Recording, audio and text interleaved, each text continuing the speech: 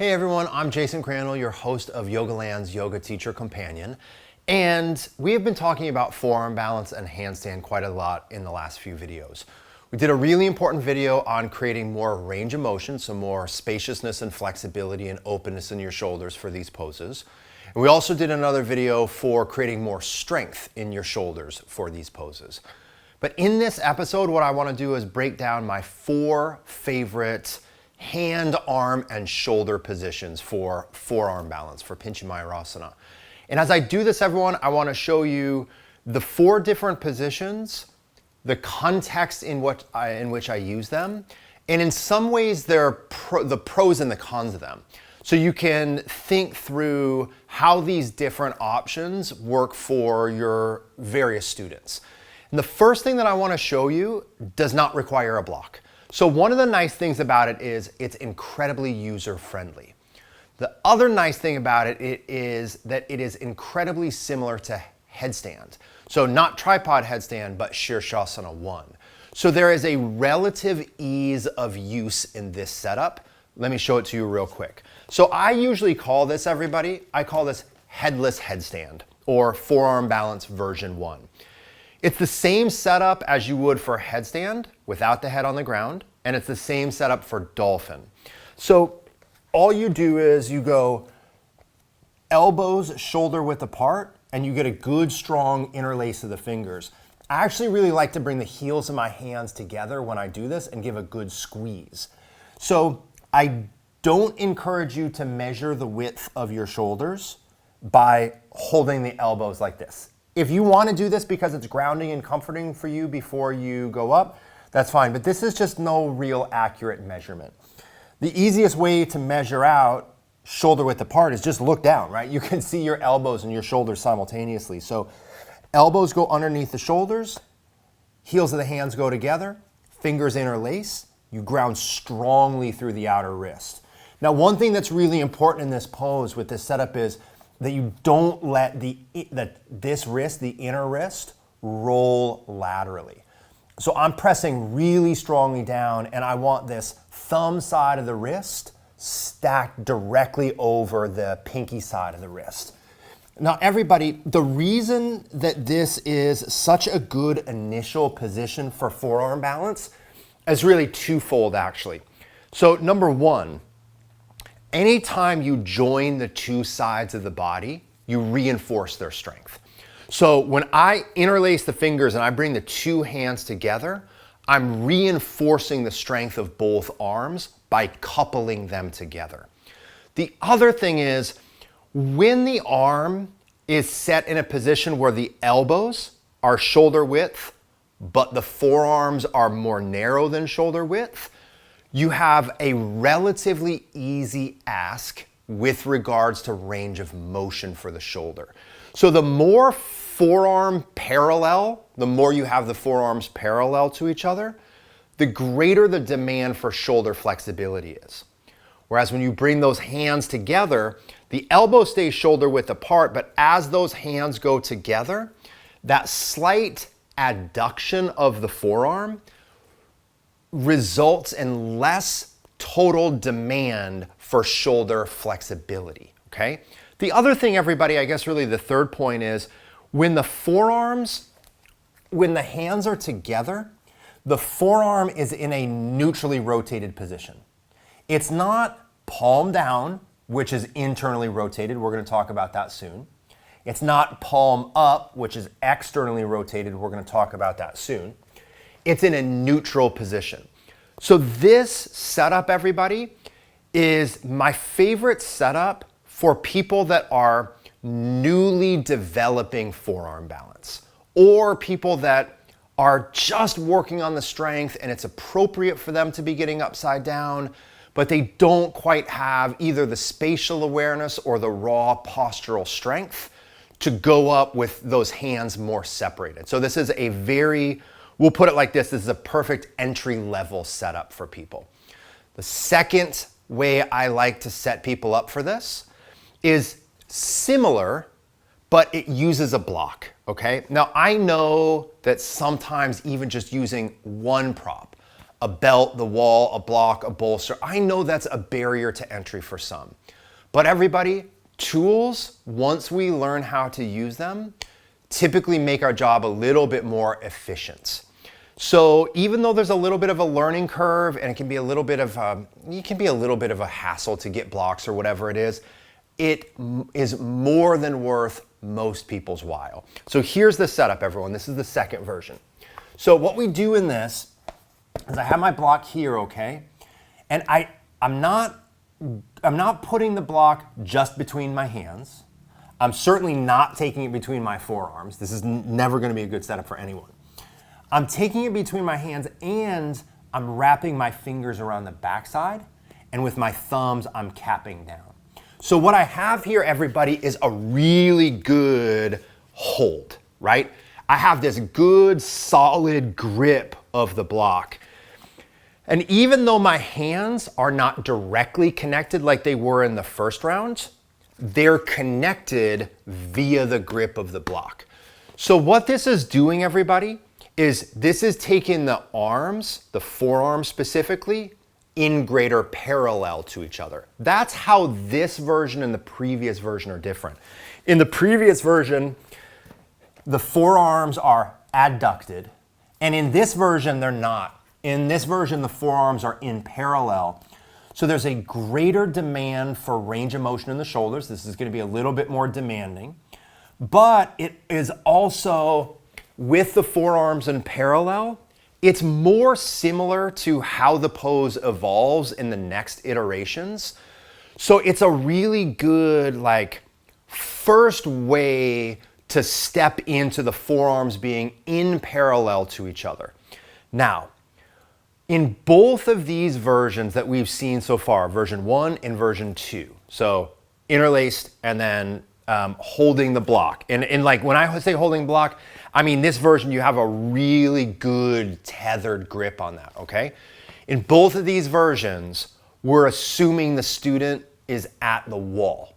These are not really good versions to learn how to balance in, okay? These are learning to get upside down with a teacher's support and or the wall. Now, one thing I want to caution you against, a very common error and a strange logical, a strange moment of us as people often being illogical, okay? I mean that with loving kindness. It took me 20 years to figure this out. The block is not shoulder width for most people, okay? So this version and the next two, we're using a block. The block is not going to be shoulder width for most people. It's more narrow, but that's okay. I think a lot of times what happens is when we use a block, our hands are shoulder width apart, our hands are block width apart, but that doesn't mean our elbows have to be. So everybody, if you look, right, just because my hands are holding the block, that doesn't mean that my elbows need to stay block width apart. I can take my elbows shoulder width apart. So your elbows are going to be slightly wider than the hands because the hands are block width apart, but the elbows are shoulder width apart, okay? So your target width for elbows in all of these positions is the shoulder. The block is just a different, the block is for the hands, not for the shoulders, okay? That's really important to keep that in mind. Another thing that I love actually about this version of the pose, everybody, is in this version of the pose, like in the previous version, the forearm is neutral. It's not internally rotated, it's not externally rotated. So even though it's a little bit harder than the previous option because the arms are in parallel, the forearms are in parallel, and that requires greater range in the shoulders, the forearm is neutrally rotated, and that's easier than the next two versions. Third version, and I will say, unfortunately, this is often people's first version, and I don't think it's a good idea, okay?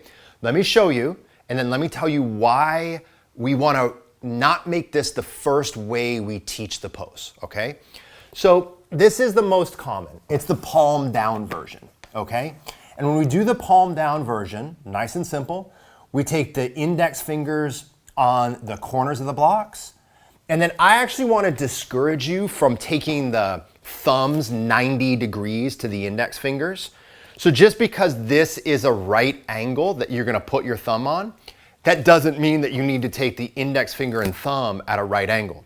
If you take them at a right angle, you'll often pull the forearm in, which lifts the inner wrist up. So everybody, when you do this version, which I'm going to build out a little bit more in a moment, go like this. You see, if you look closely, everybody, you see how my thumb is not 90 degrees to my index finger. How there's some space between the webbing of my thumb and the block itself. That's how you want to work. That's a good, strong position for the thumb. That is a mechanically disadvantaged position. So now watch. And then I'm going to tell you the problem about learning this first. So when you go palms down, the index fingers are block width apart, but you keep the elbows shoulder width apart. The thumbs, I just described them, and you have palm down. Now those fingers should grip a little bit, everybody. And the upside of this position is there's a lot of tactile feedback. When those palms are down, so whether you're using a block or not using a block, okay? With the palms down, you have good grip and you have good information and you have a relatively high amount of mental comforts, okay? These poses might be scary for you or your students, but at very least in this version, you have the engagement of the hands. You have the control and the feedback loop of the hands, and that's a good thing. But here's what is a very difficult aspect of this pose, is that when people go palms down, they are therefore internally rotating the forearm. And very often when people internally rotate the forearm, they abduct. They take the elbow wide and they disengage the external rotators of the shoulder. So for so many people, everybody, palm down actually, unfortunately, equals elbows wide, and the shoulder muscles that we need to have engaged, they disengage, okay? So palm down is the easiest for the mind. It's the easiest for the orientation. It's the easiest for balancing once you have good, stable shoulders. But in terms of learning the pose, don't start with palms down. It's too likely that the elbows are going to splay and the palms are going to turn in.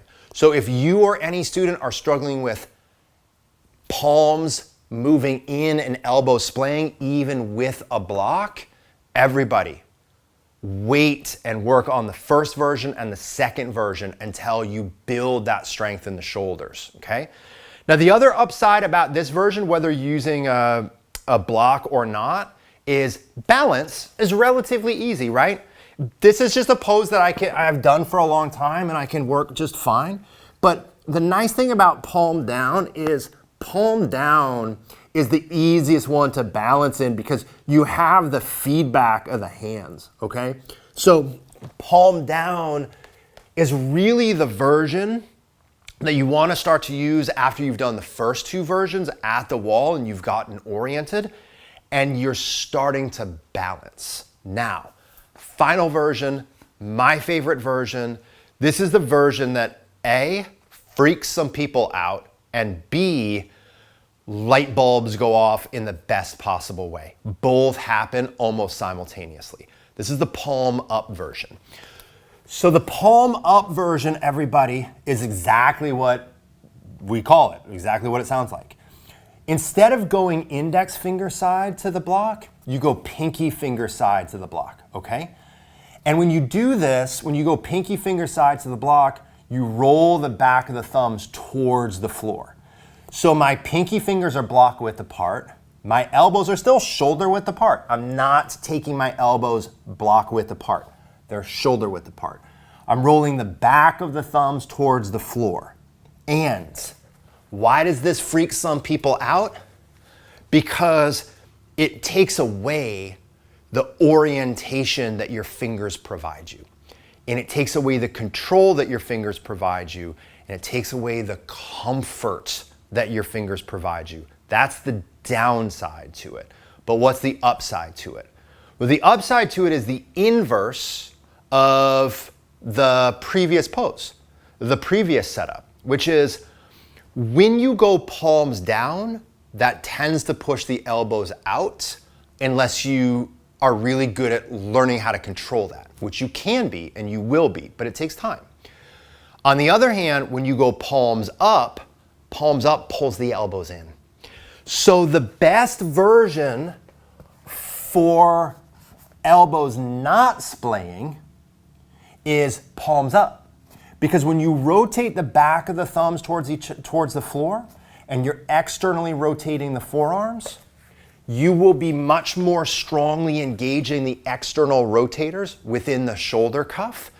And in doing so, those elbows tend to stay in position, and better yet, you tend to create more stability in the shoulder joint, which for many people leads to balance in the pose. So everybody, here's my wish for you, like for all these companions. Get out there and practice these. I'm not creating a scenario where it has to be one of these poses. I'm saying the best way to become incredibly proficient and the best way to meet your students where they are is to have at least a few different ways to do the same thing, okay? So each one of these versions teaches a really unique component of the pose. Each one of these versions provides you with something extraordinary. Now, before I let you go, I want to troubleshoot one thing. When people use a block, whether they're holding it here, they're holding it here, or they're holding it here, sometimes they struggle with the head running into the block, okay? And immediately people will think, oh my God, it's my proportions. It's not your proportions, okay? No one I have ever met has a longer head and neck than me. If this was about proportions, I should be banging my head off the block, and I'm not ever. My head's not going anywhere near the block. If your head is running into the block is either A, in the wrong place. If it's down here between your forearms, it's 100% the wrong place, okay? So the block is not here, it's here. Or it's here, or it's here. But the block is between the hands, which everybody, that means you have an entire forearm's length of clearance between where your head should be, which is actually between the elbows, and where your block is, which is between the hands, okay? So it's not a proportion thing, it's a where you're putting your head thing. Watch. If my shoulders go a little bit too far forward and down, I'll even do it first in dolphin, right? If my shoulders stay directly above my elbows, my head will not touch the block. But if my shoulders go forward of my elbows even a few degrees, my head's gonna touch the block, okay? So watch, this is the most common scenario where that head is touching the block. Even before people are coming up, look, we're going too far forward. Look, my head is touching the block because my shoulders are too far forward. Now look, my head is not touching the block. Touching the block, not touching the block. Now watch me in the pose, okay? Okay, head's touching the block. Why? Because my shoulders are too far forward or my head is too far forward. Look, I'm not gonna change my proportions. I'm gonna change where I'm putting my head, okay? So even if you're looking down, right? I can relax the neck, but even if you're looking down, look, you're not looking down like this. The head's there. So in these poses, everybody, your head should be between the elbows, not forward of the elbows, okay? So that's what you have to really work on. But that doesn't invalidate the block, okay? So work on these things, let me know how it goes, and have fun with this stuff, everybody. And don't forget, I'd love for you to follow this channel and go to jasonyoga.com for more.